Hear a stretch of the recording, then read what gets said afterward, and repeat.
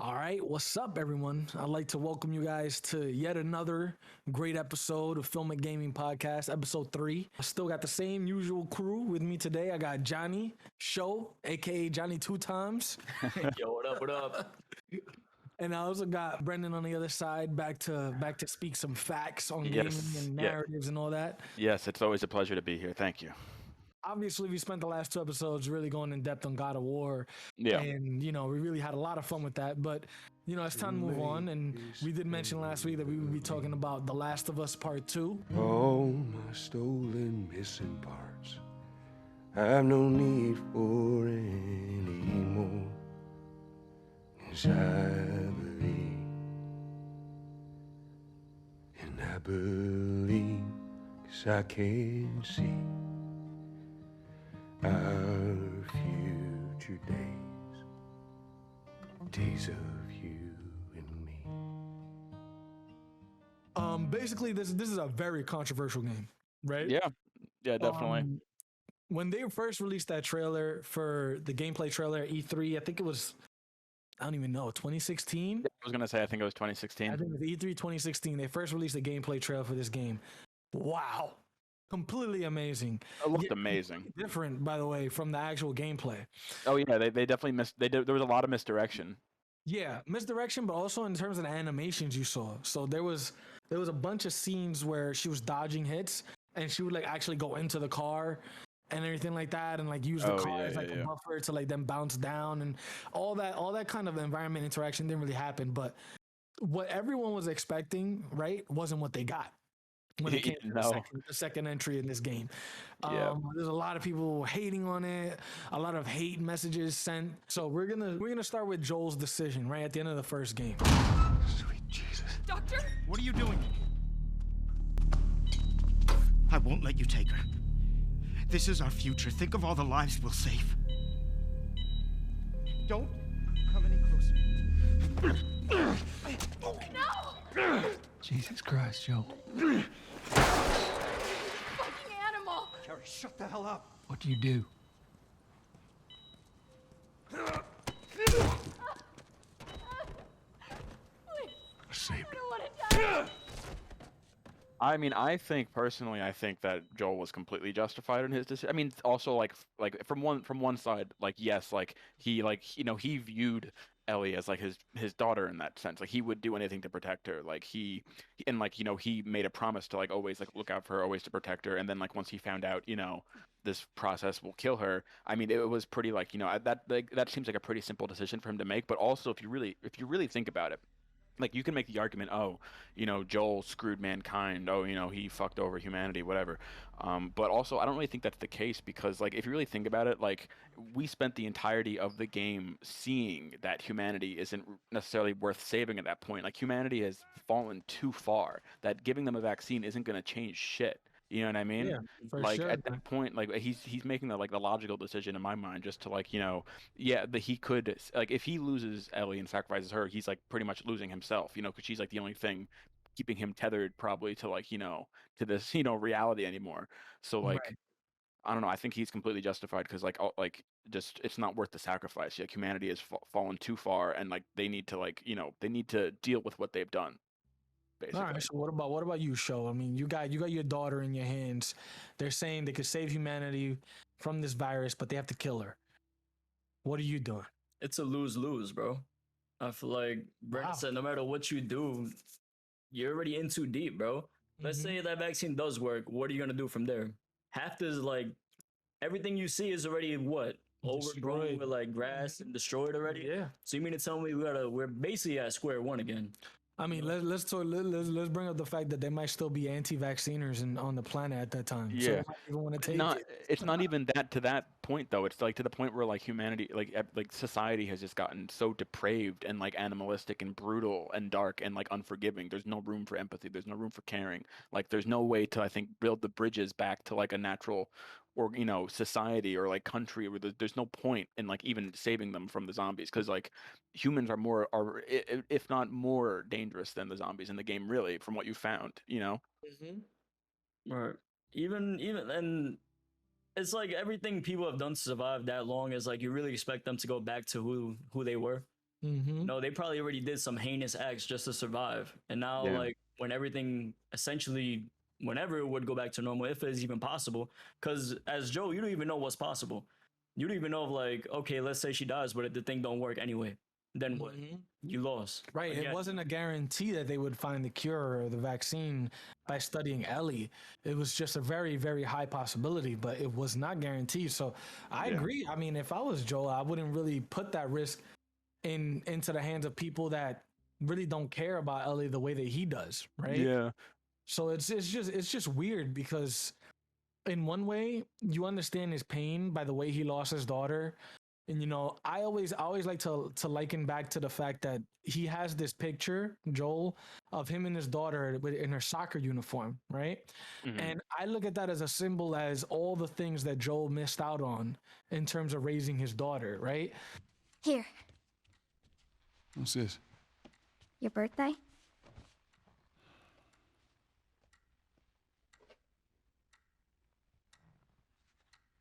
You kept complaining about your broken watch. So I figured, you know.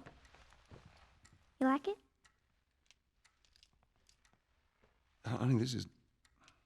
It's What? nice, but I think it's stuck. It's not... What? No. Oh, ha ha. Where did you get the money for this? Drugs. I sell hardcore drugs. Oh, good. You started helping out with the mortgage then. Yeah, you wish. Something that you clearly see he wants to insert himself into when it comes to Ellie's life in part 2. He really wants to insert himself into her life, into who she likes, you know, what her hobbies are, how her work is going. Folks are, talking about how impressed they are with you and how well you're helping out. It's good. You know, teaching her how to play guitar, right? Yeah. All these things, they're all just projections of things that he missed out on with Sarah. So you kind of feel the pain when you can understand the pain when he makes that decision, which really is a life or death decision, because any other person, I don't know how the hell he ran out of that hospital and didn't get shot. Yeah, seriously. I mean, you get shot, but you don't die because it's a game. But honestly, he Right. should have died, right? And Yeah, then that goes to the final decision, I think, that really impacts the second game. And I think it was honestly the decision that sent Abby over the edge. A lot of people think that it was a decision to kill the father, right? hmm But I don't think it was just necessarily that. It was the ferocity of the way that he left that building and he entered that building, speaking on Joel, in terms of killing everyone. Almost all of the Fireflies that were Yeah, there. exactly. I was gonna say A he lot of her eliminated most of friends. them. Maybe even some really close friends who are father's acquaintances. So in a way, it was his decision on top of that at the end to kill the lady who was blocking him from leaving. It was the Queen of the Fireflies. To kill Marlene. Sorry.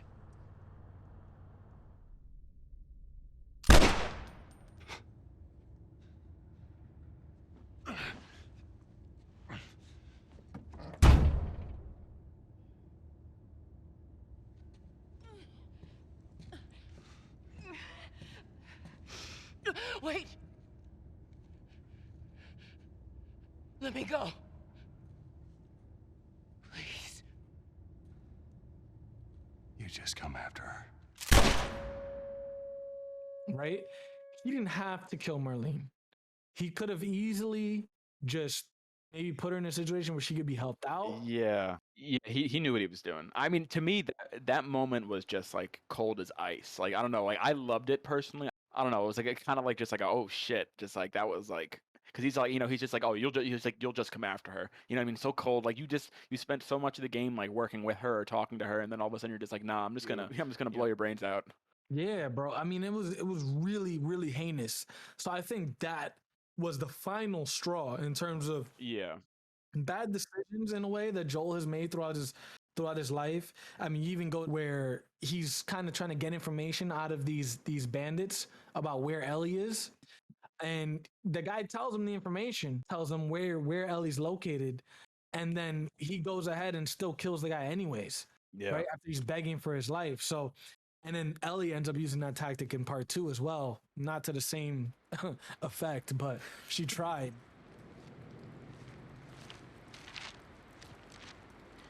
You. Come here. Fucking get over here! Point to where she is on this map.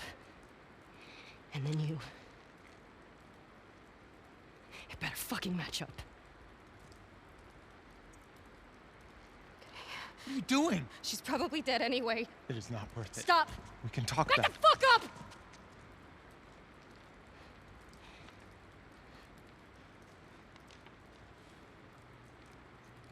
Point to where she is. Fucking point!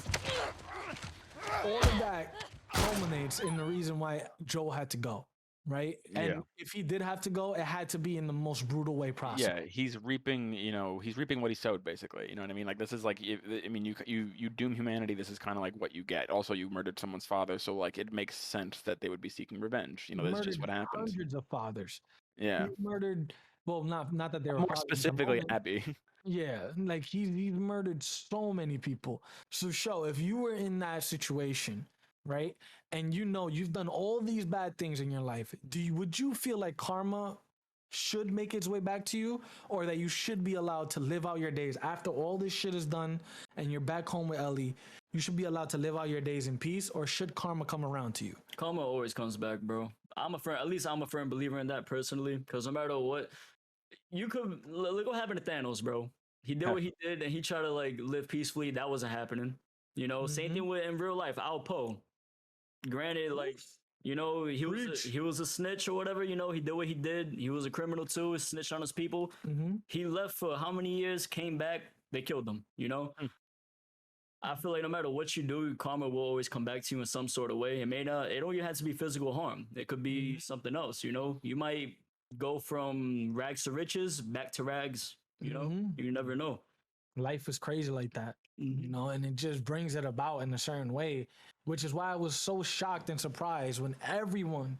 I understand the shock factor, right? You can be shocked, but you could still appreciate what was done. Exactly. I was gonna say I have a theory about this. I think the reason why like people were so like viscerally affected by it is also primarily the fact that like before it even happens, we're playing as Abby for that brief sequence. You're playing as Abby for a little while, and in that sequence, Joel rescues you. You know what I mean? He rescued him.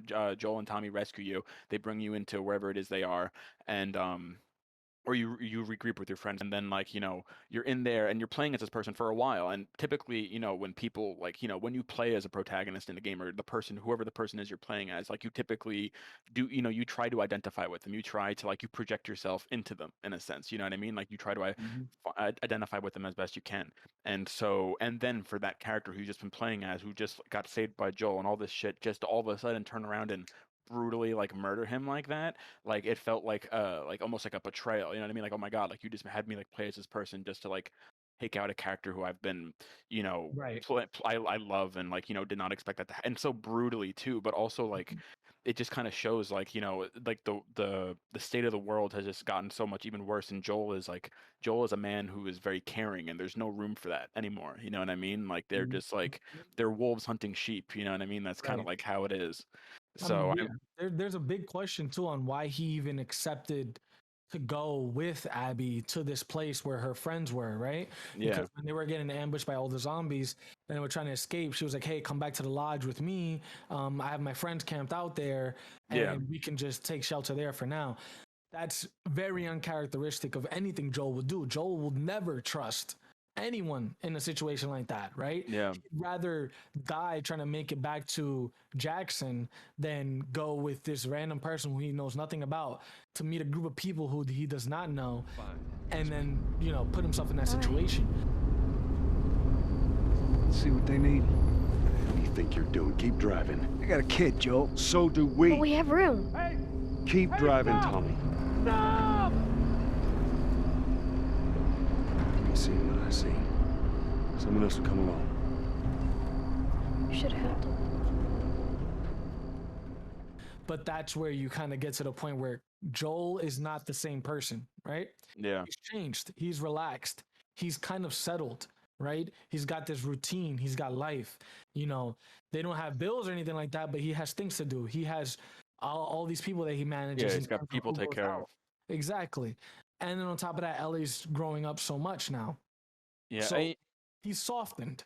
yeah, and you know he's definitely softened. But what I was kind of getting at before a little bit is I just think that people had like there was a very split reaction. Obviously, no one I think really liked or expected Joel's death, but like you said, you can learn to appreciate it. But I think that people just let their own personal emotions get too much in the way of like that to like see through like the actual like the interesting story implications that like branched off from that very moment. Like yes, like don't get me wrong, there are things to complain about in the game. Like just the way the story is structured is kind of really weird. Like I don't know, they could have told the story I think in like a better structured way, but the story itself is good. Like it's very good. It's a very like I think From a beginning nuance. to end. Yeah, and also I think people just need to get over the fact that like it's like it is a very depressing game, and like I was pissed off for a long time about people's negative reactions to the game because I was just like, you just don't know how to appreciate good things. Like, oh, like boo hoo, like it didn't like your character got killed, like the story's fucking amazing, like get over it.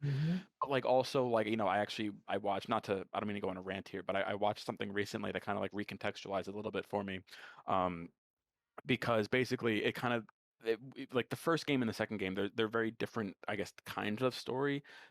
Like the first game is very much it's a disgruntled older man with like a young hopeful little girl, kind of like showing him like optimism and hope for the future with like the next generation, kind of, and it's more of a hopeful story in a sense, you know what I mean? So like, and there were some brutal like dour moments for sure, but like everything ultimately was about like and more it just was more hopeful, more optimistic, where the second one is just completely like straight like dour, depressing. So it was almost like the two stories were written for different fan bases. It's like the second one story almost wasn't written for the same fans of the first game, or it split the fan base very much so, you know what I mean? Because some people liked it, some people They don't believe that the hardcore fans, the real fans of Naughty Dog and the way they tell stories and of the first game, hated this game at all.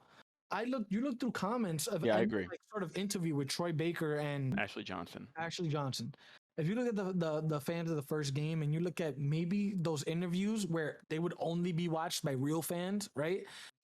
Post interviews about the game and what they thought about making it, the comments are filled with support. Like there was an interview that Troy and Ashley did where they talked about when Joel died and how hard it was for them, and it was a very hard scene for them to act out. They said it was harder to act that scene out than it was to the Sarah death scene in the first game. Move your hands, babe. I know, baby, I know. Joel, get up. Listen to me, I know this hurts. Joel, You'll be okay, fucking baby. get Stay up. with me. I'll pick you up. Please stop. I know, baby, I know it hurts. Please don't. Come on, baby, please. I know, baby. I Joel, know. please get up. Sarah. Baby. Don't do that, baby. Don't do this to me. No. No. No.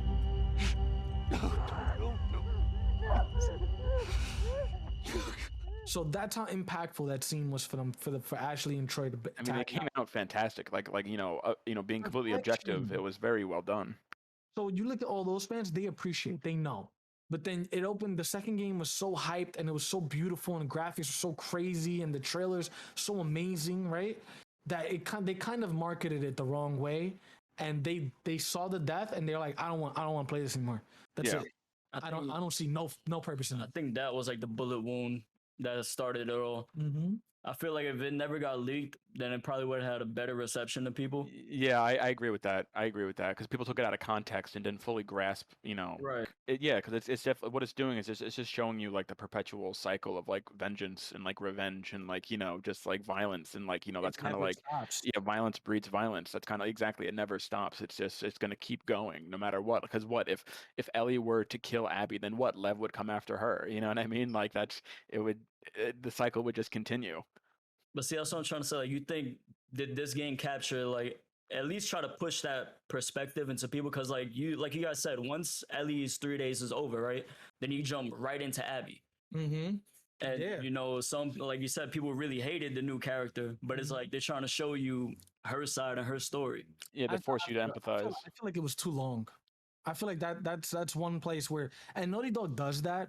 Every single one of their games is too Yeah. long. Like, They- all the Uncharted games, there's always that section right after the climax where you're on your way to the end. That's just fighting after fighting after fighting after fighting, and it's just like driving these fights down your throat. Yeah, there's a solid like 10 to 15 hours like when you're playing as Abby where it really just feels almost like side missions. It's like it's just a continual like don't get me wrong, like at the end when you're on the island and like all that shit is like badass and it's fucking awesome. Amazing. You could But almost like tell who wrote what part. yeah, or like the Rat King part was phenomenal, you know, and stuff like that. But then there's a long sequences in the game, and like when you're playing as Abby, where like nothing just really important to the like. Yes, it's giving us a lot of background stuff, but it's a lot of stuff that gets reinforced like multiple times. Where they could have cut out definitely like a good chunk of that, and I feel like it would have made it less because it definitely like again like I was saying like this like if anyone's going to complain about anything about this game, it should be the structure of the story because it goes like from like a bunch goes from like Ellie's rising action to like a steep drop off to fucking Abby, and then it just like kind of like plateaus for a while, and then it kind of goes up, and then it goes down again. It goes up until Abby finally confronts Ellie, and then once they confront each other, and then they fight, and then it goes the action goes down again when they're back at the house, and then just to go back up again when she decides, oh, you know what, no, I'm not happy here, I want to go hunt Abby, and Ellie leaves the house, when Ellie's back with Dina at that house, and then she's like, oh, I can't stay here, I got to go back out, because like it's what I mean. They just keep like they keep rising the action to let it down, and then do nothing, and then rise it back up and rise it back down, and rise it back up. You know what I mean? Like that's not typically how a standard story arc would go. You know what I mean? It would have been better if they did what Halo 2 did, where you got one mission as Chief, and then the next one you're like yes. Barbie. Absolutely, absolutely. Yes. That would have been much better. To do like an hour as Ellie, an hour in Abby, back and forth. Yeah, that would have been perfect. It would have cut. It would have. There would have been no need for them to to I guess go back to that house then. Flashbacks. Yeah. I feel like they could have, even though I do understand it could be redundant, right? So like, let's say you do a flashback with Ellie, you're gonna do a flashback with Abby, right? So like that would be hard. I understand there's certain points that you got to keep separate, but they could have interwoven the story a little better so that climax in the theater happens like when it's supposed to happen. So you get to the end, and Abby's like, you just killed all of Abby's friends. And now Abby gets to you in the theater, and she's so powerful. Like Laura Bailey was great in that moment. Oh, right? amazing! Yeah. We let you both live, and you wasted it. But then you go to the cinematography of everything. You go over the atmosphere that they were building. You go over the contrasting differences or even similarities between everything that happens to Ellie and everything that happens to Abby. It's all mirrored, right? Yeah, exactly. As you go in the game, like the further like into Ellie's story you get, or like the further the darker the story gets, the more violent, the more vengeful the story gets. The weather and like the surrounding, everything, the aesthetic just kind of like goes with it. You know what I mean? Like everything gets darker, everything gets cloudier, the rain sets in, just like everything gets more dour, and like you're crawling through worse environments. Just everything gets more rough and tough. Like the combat, there's more people to fight. The combat gets more brutal. You get more violent weapons for like more brutal kills and stuff. It just kind of all goes in one general direction. And it kind of sucks that you don't get to fulfill your revenge fantasy that I've been building up for 40 fucking hours, but it's okay, because at the end of the day you have to look at what the story is that they're trying to tell. And it doesn't, and there's gonna be a part 3, right? Yeah, well, it's not. It hasn't been it's not in active development. But Neil Druckmann, I think, Neil Druckmann said back in April that he's written a first draft for a third game. Well, I mean, would you guys get your revenge if it was you in Ellie's shoes? Well, I mean, yeah, I would have to. Too much rage, too much loss. But the only reason she didn't kill Abby was because she. I think there's a couple of reasons, but like really it's like, one, she kind of realized that like the nice man that Joel was, I don't think this is, she probably thought maybe this isn't entirely what he would want. But also like, if you remember at the end of the game right before they kind of like get into it at the end in the water before she like tries to drown her a little bit, you cut down Lev, and you cut down her, and like, she's kind of like seeing how Abby and Lev's relationship, like Abby and Lev are like a reflection of like her and Joel. You know what I mean? Like Abby is to Lev what Joel was to her, and if she were to kill Abby, then again, like I said, she'd just be perpetuating the cycle. But also that I just want to bring up, so one of the main reasons also why she didn't kill Abby at the end is because throughout the whole game, she was not able to have a good memory of Joel. All Yeah. the memories she had of Joel throughout the entire game was Joel's face being smashed in and him dying, like bleeding out on the floor. And she tried desperately to get those memories back of him, and she couldn't. She couldn't sleep. She couldn't get the vengeance off her mind, right? So when she Yeah. finally has Abby in her clutches, that's all of a sudden, what does she have? She actually finally remembered that last conversation she had with Joel. On the porch, yeah. Come on, baby girl.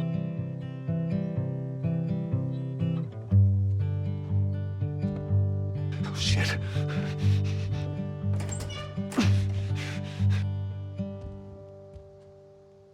Hey. You're such an asshole.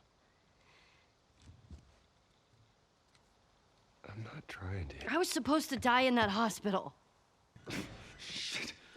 My life would have fucking mattered. But you took that from me. Stop!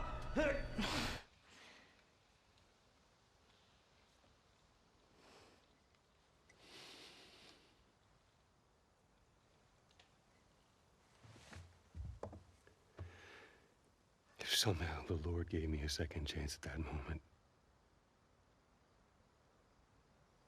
I would do it all over again.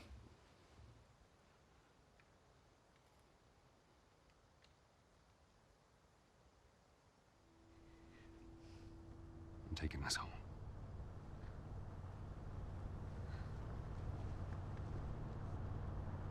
I'm sorry.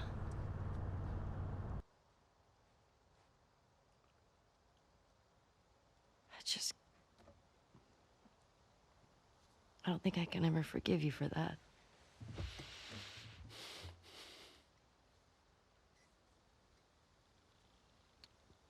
But I would like to try.